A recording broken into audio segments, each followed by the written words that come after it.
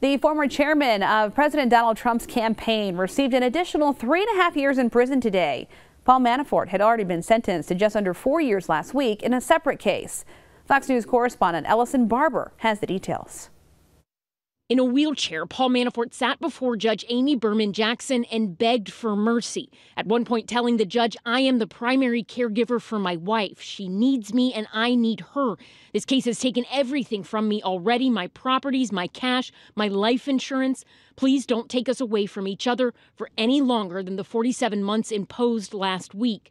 Judge Jackson said Mr. Manafort is not public enemy number one, but he is not a victim either. Along with last week's sentencing for tax and bank fraud and today's sentencing for lobbying and witness tampering violations, Manafort is now looking at spending nearly 7 years in federal prison. He received credit for 9 months served. I think the judge showed that she is incredibly hostile towards Mr. Manafort and exhibited a level of callousness that I have not seen in a white-collar case in over 15 years of prosecution. Whether or not Manafort's sentence is overkill or merciful is matter for debate.